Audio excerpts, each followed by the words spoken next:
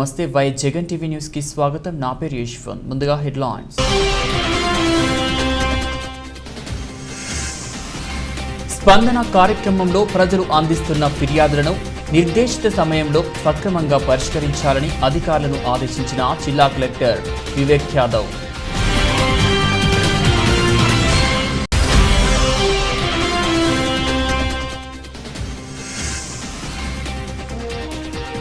Railway రహదారులు, విద్యుత్ రంగాల్లో నిధుల సమీకరణే లక్ష్యంగా మరో కీలక కార్యక్రమం ప్రకటించిన కేంద్ర ప్రభుత్వం.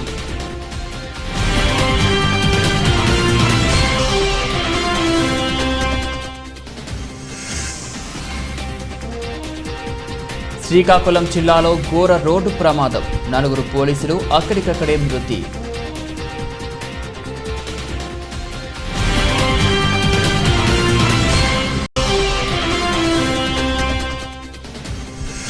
తాడేపల్లిలోని వైఎస్ఆర్ కాంగ్రెస్ పార్టీ కేంద్ర కార్యాలయంలో ప్రభుత్వం చేస్తున్న అభివృద్ధి సంక్షేమ పథకాలపై వివరణ ఇచ్చిన మంత్రి చెల్లిపోయిన వేణుగోపాలకృష్ణ.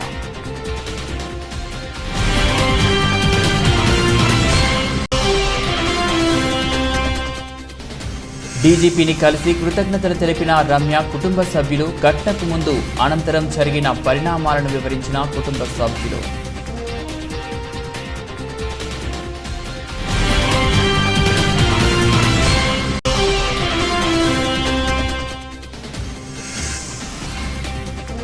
ఉలువపాడు మండలం ప్రజా సంఘాల ఐక్యవేదిక ఆధ్వర్యంలో ఉలువపాడు మండల కేంద్రంలో శాశ్వత ఆధార్ కేంద్రం ఏర్పాటు చేయాలని కార్యక్రమం. మెగాస్టార్ చిరంజీవి జన్మదిన వేడుకలు. మరోవైపు రాఖీ పౌర్ణమి సందర్భంగా మెగా ఫ్యామిలీలో సందడి వాతావరణం నెలకొంది. కుటుంబ సభ్యుల నడుమ మెగాస్టార్ పుట్టినరోజు వేడుకలు ఘనంగా నిర్వహించారు.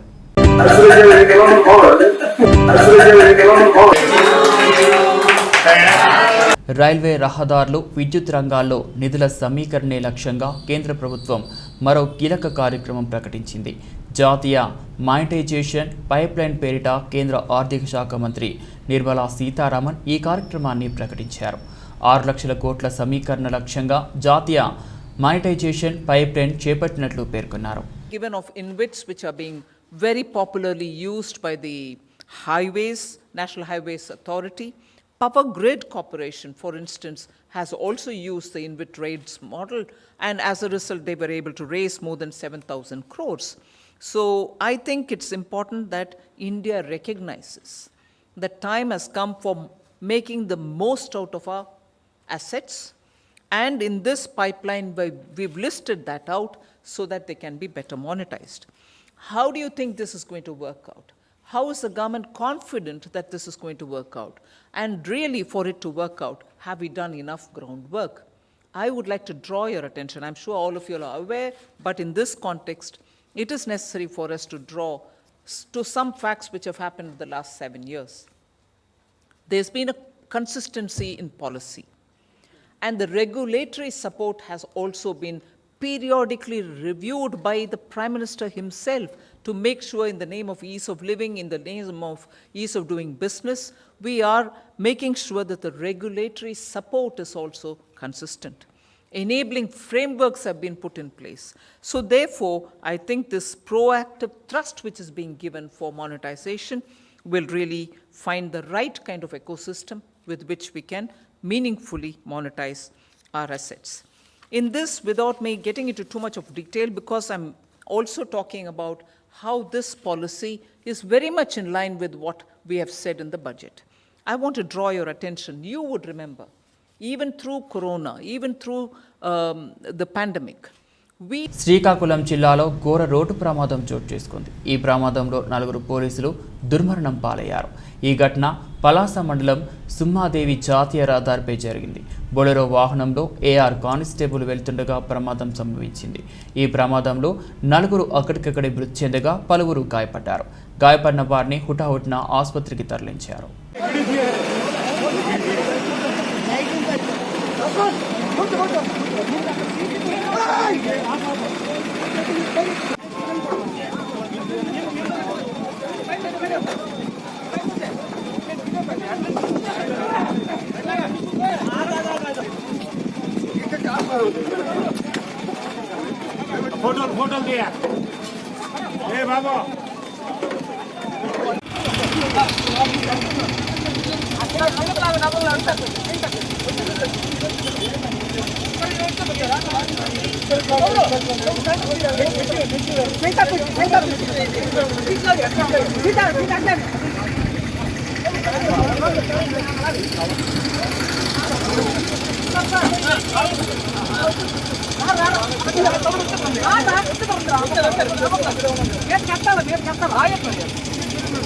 ప్రభుత్వం నుంచి ఎటువంటి అనుమతులు లేకుండానే వ్యవసాయ భూములు కాస్త వ్యవసాయేతర భూములుగా మార్చి వెంచర్ల వేస్తూ అక్రమ నిర్మాణాలు చేపడుతున్నారు. గుంటూరు జిల్లా గురజాల నియోజకవర్గం పిడుగురాల మండలంలోని బ్రాహ్మణపల్లి సమీపంలో నిర్మిస్తున్న మెడికల్ కాలేజీ చుట్టుప్రక్కల అక్రమ లేఅవుట్లు వెలిశాయి.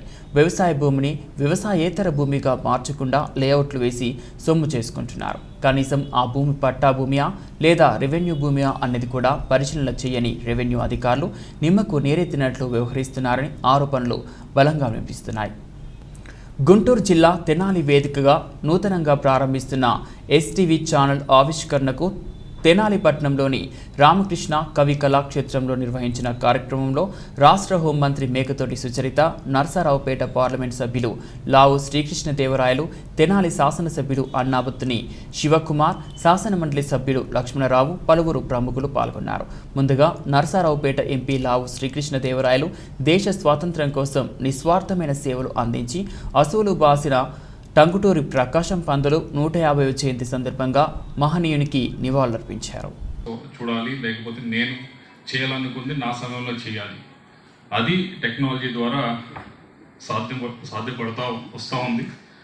ఒక 20 సంవత్సరాల క్రితం చూస్తే ప్రతి ఫ్రైడే సాయంత్రం మనం కూర్చోవాల్సి వచ్చేది, చిత్ర అది వచ్చేది. ఆ చెప్పిన టైం మనం కూర్చోవాలా, అది చూడాల్సి వచ్చేది. ఇప్పుడు అవసరం లేదు. మనం కావాల్సి వచ్చినప్పుడు ఏ 10 సంవత్సరాల క్రితం అయితే ఆ ఛానల్ పెట్టాల్సి వచ్చేది. ఓకే, టెక్నాలజీ బాక్స్ ఇదని చెప్పి చూపిస్తూ ఉన్నారు. 10 సంవత్సరాల క్రితం అయితే సరే ఆ ఛానల్ పెట్టాల్సి వచ్చేది, ఛానల్ ఎత్తుక్కొని 10 ఛానల్లో చూసుకోవాల్సి వచ్చేది. అదే ఇప్పుడైతే మన ఇష్టం వచ్చినప్పుడు ఏ టైంలో ఏ ఛానల్ కావాలంటే అది చూసుకునే వెసులుబాటు వచ్చింది. అది ప్రోగ్రెస్ ఆఫ్ టెక్నాలజీ.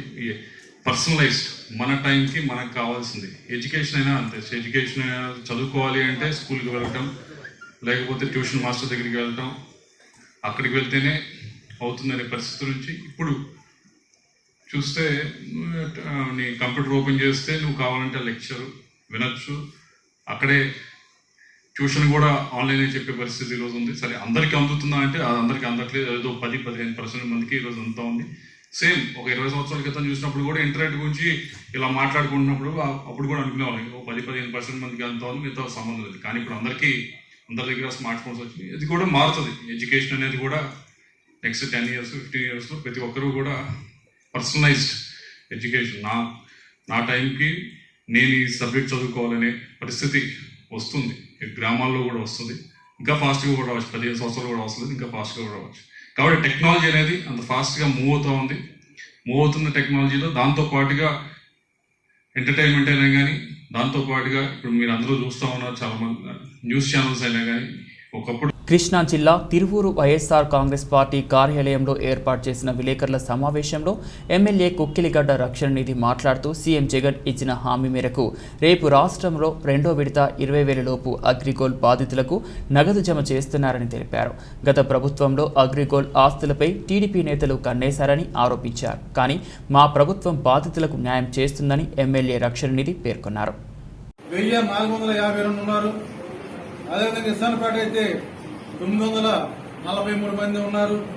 మొత్తం 4,513 మంది మన నియోజకవర్గంలో మరి 20,000 రూపాయల లోపు ఉన్నటువంటి సభ్యులందరూ కూడా గౌరవ ముఖ్యమంత్రి గారు రేపు లాంఛనంగా వాళ్ళ అకౌంట్ లో పడతాయని కూడా తెలియజేస్తా ఉన్నాం.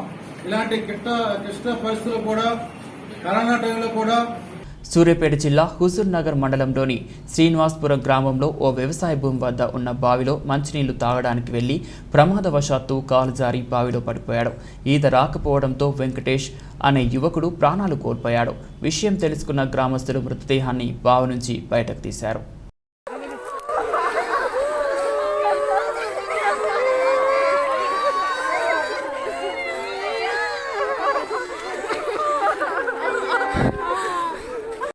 పశ్చిమ గోదావరి జిల్లా ఏలూరు వైఎస్ఆర్ కాంగ్రెస్ పార్టీ పార్లమెంటరీ జిల్లా కార్యాలయంలో ఏర్పాటు చేసిన విలేకరుల సమావేశంలో ఉంగుటూరు శాసనసభ్యులు పుప్పాల వాసుబాబు, తెందులూరు శాసనసభ్యులు కోటారు అబ్బయ్య చౌదరి, ఏలూరు వైఎస్ఆర్ కాంగ్రెస్ పార్టీ నగర అధ్యక్షులు బొద్దాని శ్రీనివాస్, వైఎస్ఆర్సీపీ నాయకులు ఎంఆర్డి బాలరాములు మీడియాతో మాట్లాడుతూ 20,000 లోపు ఉన్న అగ్రిగోల్డ్ బాధితులకు మా ప్రభుత్వం 500 కోట్లను వారి అకౌంట్లో జమ చేస్తుందని, పాదయాత్రలో అగ్రిగోల్డ్ బాధితులకు ఇచ్చిన హామీని మా ప్రభుత్వం నిలబెట్టుకుందని పేర్కొన్నారు. గతంలో 10,000 లోపు ఖాతాదారులకు 250 కోట్లు జమ చేస్తారని గుర్తు చేశారు.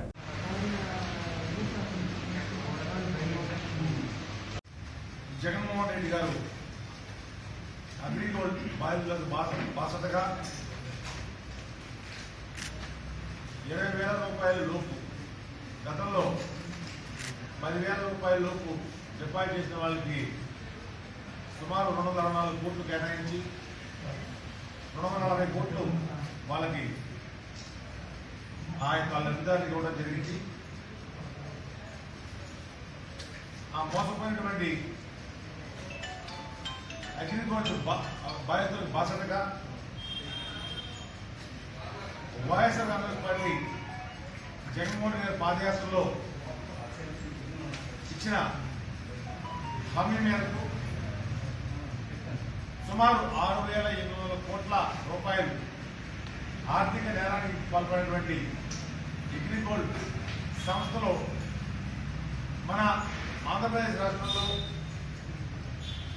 ఇబ్బంది పడుతున్నటువంటి ఆ యొక్క అగ్రిగోల్డ్ బాధితులకి బాసటగా ఆ పాదయాత్రలో వారు చెప్పినటువంటి ఇబ్బందుల్ని, వారి మోసపోయినటువంటి తీరుని ఆయన గమనించి మన ప్రభుత్వం వచ్చిన తర్వాత తప్పకుండా మీ అందరికీ న్యాయం చేస్తానని చెప్పి ఒక హామీ ఇచ్చారు.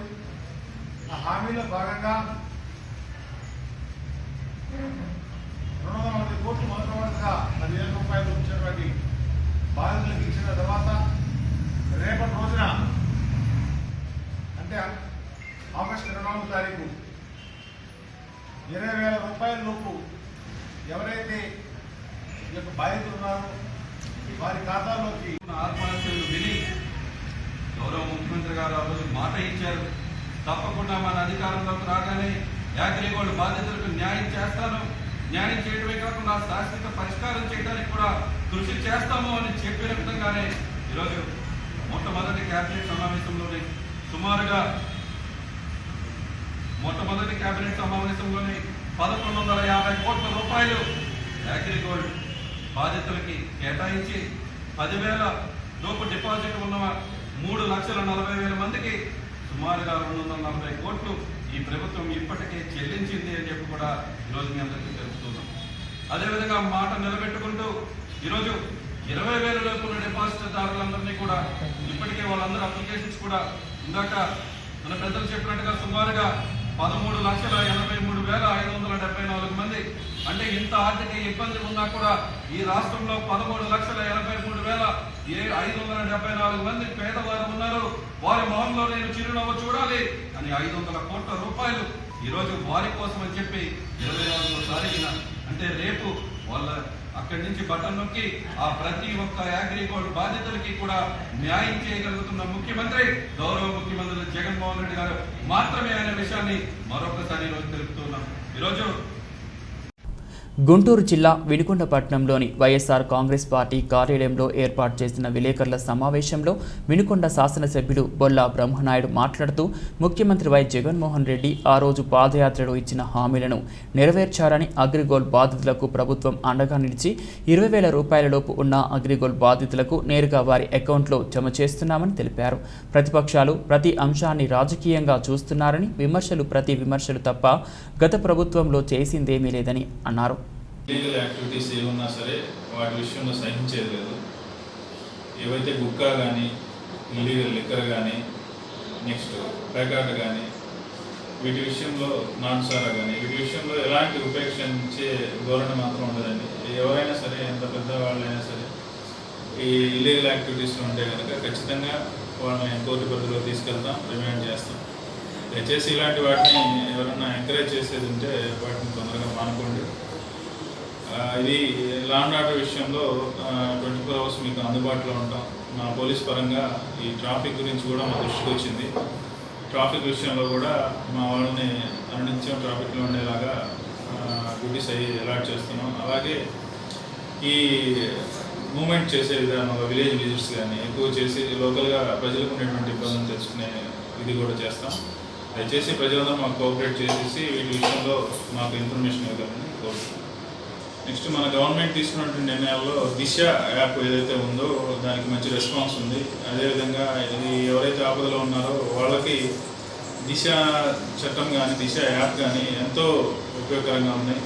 పోలీస్ పరంగా మహిళలు తీసుకున్న జాగ్రత్తలు, మహిళల గురించి తీసుకున్న జాగ్రత్తలు, యూటీజింగ్ ప్లేసెస్ ఐడెంటిఫై చేయటం, వాటిని కంటిన్యూషన్ మానిటర్ చేయటం, ఏవైతే వీటిలో ఉన్నటువంటి వాళ్ళని ఆ ప్లేసెస్లో ఏవైతే ఇబ్బందికరమైన ప్రదేశాలు గుర్తించామో వాటిలో ఎక్కువగా ఆ ఏరియాలు కవర్ అయ్యే విధంగా బీట్స్ సిస్టమ్ని డెవలప్ చేశాం. మహిళల విషయంలో కూడా ఎప్పటికప్పుడు వాళ్ళ సమస్యల సత్వర పరిష్కారానికి కూడా కృషి చేస్తామని తెలియజేస్తాం. Thank you. గుంటూరు జిల్లా కారంపూడి మండలంలోని పేటసన్న గండ్ల గ్రామ పరిధిలోని సింగరుట్ల అటవీ ప్రాంతంలో నాటుసారా తయారు చేస్తున్నారని పక్కా సమాచారం మేరకు కారంపూడి ఎస్ఐ బాలకృష్ణ తన సిబ్బందితో కలిసి నాటుసారా స్థావరాలపై మెరుపు దాడులు నిర్వహించారు. ఈ దాడిలో 300 లీటర్ల బెల్లం బుట్టను ధ్వంసం చేసినట్లు ఎస్ఐ బాలకృష్ణ తెలిపారు. కారంపూడి మండల పరిధిలో ఎటువంటి అసాంఘిక కార్యక్రమాలకు తావులేదని, నాటుసారా అక్రమ మద్యం, పేకాట, నిషేధిత గుట్కా వంటి అమ్మకాలు జరపరాదని ఎస్ఐ బాలకృష్ణ తెలిపారు.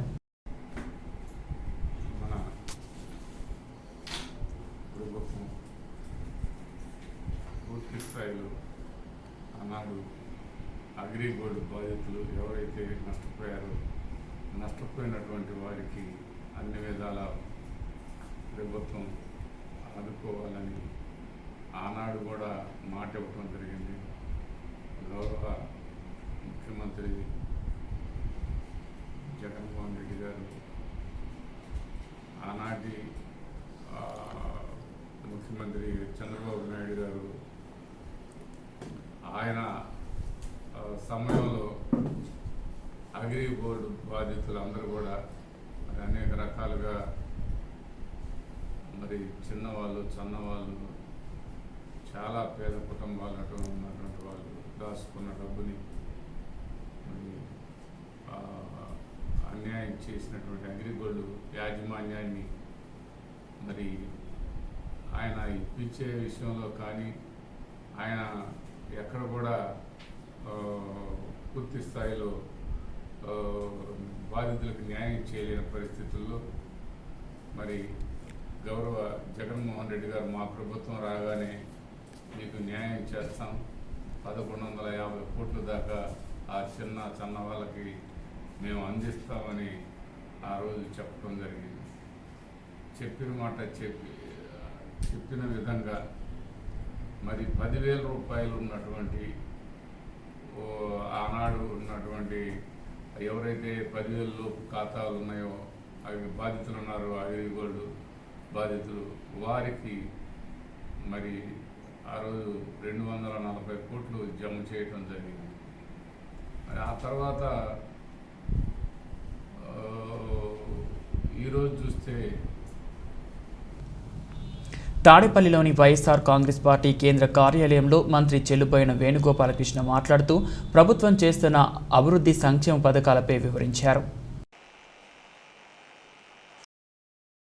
రాష్ట్ర ప్రభుత్వం చేస్తున్నటువంటి పలు సంక్షేమ కార్యక్రమాల వివరాలని, ప్రతిపక్షాలు చేస్తున్నటువంటి ఆరోపణలకి సరైనటువంటి సమాధానాన్ని ఈదలిచి ఈ పాత్రికేయ సమావేశం నిర్వహిస్తున్నాం. ఆంధ్రప్రదేశ్ రాష్ట్ర చరిత్రలోనే కాకుండా భారతదేశ చరిత్రలో బీసీలకు ఒక స్వర్ణయుగ పాలన అని అంటే అది ఈ 26 మాసాల వైఎస్ జగన్మోహన్ రెడ్డి గారి పాలనా కాలం అని ఢంకాపదంగా చెప్పగలం. ఎందుకు ఈ మాటలు నేను అంటున్నానంటే అందరూ ఒకసారి గమనించాలి. వెనుకబడిన వర్గాల వారు అనే ముద్ర నుంచి వెన్నెముక వర్గాల వారు అనే స్థితికి చేరుకున్నది ఈ 26 మాసాల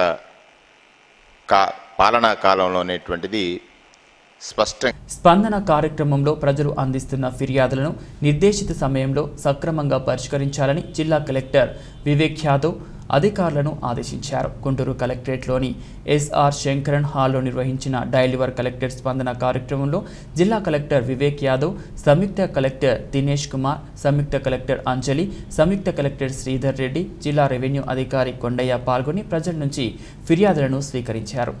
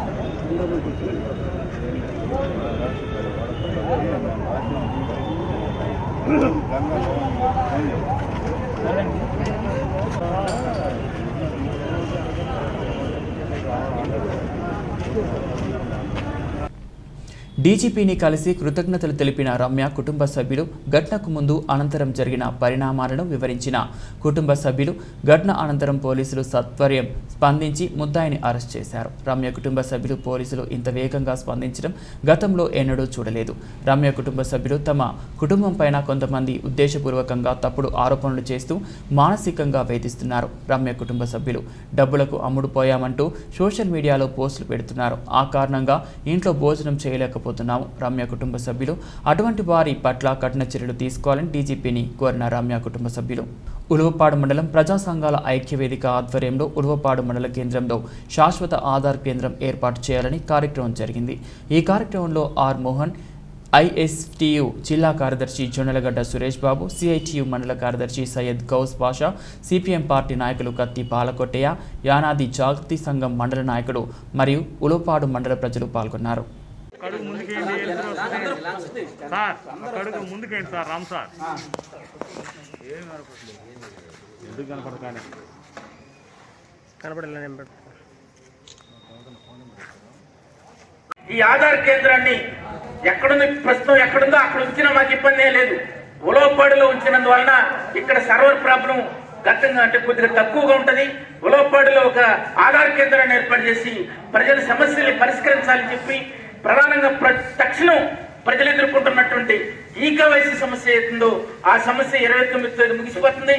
ఆ తర్వాత ప్రజలు రేషన్ కార్డులో పేర్లు డిలీట్ అయితే లేకపోతే వచ్చే నెల పిఎల్ రాకపోతే చాలా సమస్యలు ఎదుర్కొంటారు. కాబట్టి ఈ సమస్యని అధికారులు ఆలోచించి పరిష్కరించాలని చెప్పి విజ్ఞప్తి చేస్తూ ఈ సందర్భంగా గౌస్ గారిని మాట్లాడాల్సిందిగా. చిలకలూరిపేట పట్టణం మండల పరిధిలో జాతీయ రహదారి పక్కన ఉన్న 2 రెస్టారెంట్లలో విజిలెన్స్ అండ్ ఎన్ఫోర్స్మెంట్ అధికారులు సోమవారం తనిఖీలు నిర్వహించి కేసులు నమోదు చేశారు. చిలకలూరిపేట మండలం రామచంద్రపురం పరిధిలో ఉన్న రెస్టారెంట్లో, పట్టణంలోని ఎన్ఆర్టీ సెంటర్లో ఉన్న ఫ్యామిలీ రెస్టారెంట్లో విజిలెన్స్ ఎస్పీ జాషువా నేతృత్వంలో ఎన్ఫోర్స్మెంట్ సిఐ నిసార్ బాషా, ఫుడ్ సేఫ్టీ అధికారులు ఆహార పదార్థాలను పరిశీలించారు. మండల పరిధిలోని రెస్టారెంట్లో తండూరి చికెన్, మటన్, ప్రాన్స్ తదితర మాంసాహార పదార్థాలు ఫ్రీజ్లో నిల్వ ఉంచినట్లు గుర్తించి పడవేయించారు. గడువు తీరిన Thayil, syrup, mango juice bottles గుర్తించారు. చికెన్ బిర్యానీ, పప్పు శాంపిల్స్ ల్యాబ్కు పంపారు. పట్టణంలోని ఫ్యామిలీ రెస్టారెంట్లో తనిఖీలు నిర్వహించి బిర్యానీ శాంపిల్ సేకరించి ల్యాబ్కు పంపారు. వరదయ్యపాలెం పంచాయతీ చెన్నవారిపాలెం వద్ద గల ఏరులో ఇసుక మాఫియా యథేచ్ఛగా అక్రమ తవ్వకాలు జరుపుతున్నారు. అర్ధరాత్రి సమయంలో గుట్టుచప్పుడు కాకుండా జేసీబీ సహాయంతో పదుల సంఖ్యలో ట్రాక్టర్ల ద్వారా ఇసుక, మట్టి తవ్వి అక్రమ రవాణా చేస్తున్నారు. అర్ధరాత్రి తవ్వకాల వల్ల కాలనీలో రోడ్లు గుల్ల అవుతుండగా మరోవైపు సాగునీటి వనరులు అడుగంటి పంటలకు సాగునీరు అందడం లేదని రైతులు లబోదిబోమంటున్నారు. అధికారులు కళ్ళు కప్పి తవ్వుతున్నారు లేక అధికారులకు కాసులు ఇచ్చి తరలిస్తున్నారా అని ప్రజల నుండి సందేహాలు వ్యక్తమవుతున్నాయి. బులెటిన్ ముగించే ముందు హెడ్లైన్స్ మరోసారి.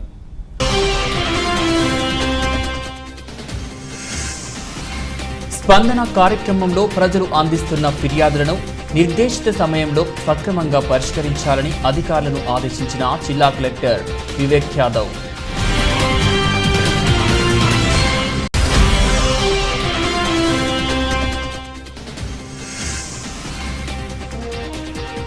రైల్వే రహదారులు, విద్యుత్ రంగాల్లో నిధుల సమీకరణే లక్ష్యంగా మరో కీలక కార్యక్రమం ప్రకటించిన కేంద్ర ప్రభుత్వం.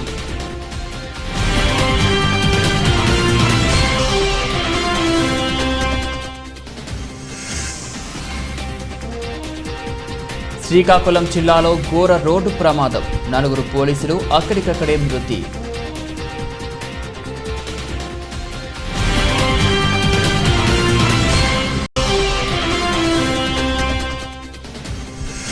తాడేపల్లిలోని వైఎస్ఆర్ కాంగ్రెస్ పార్టీ కేంద్ర కార్యాలయంలో ప్రభుత్వం చేస్తున్న అభివృద్ధి సంక్షేమ పథకాలపై వివరణ ఇచ్చిన మంత్రి చెల్లిపోయిన వేణుగోపాలకృష్ణ.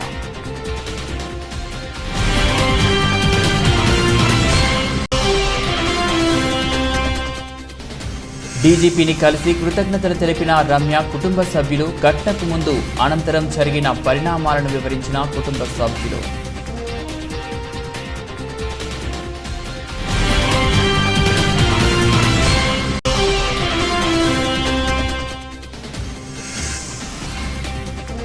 ఉలువపాడు మండలం ప్రజా సంఘాల ఐక్యవేదిక ఆధ్వర్యంలో ఉలువపాడు మండల కేంద్రంలో శాశ్వత ఆధార్ కేంద్రం ఏర్పాటు చేయాలని కార్యక్రమం.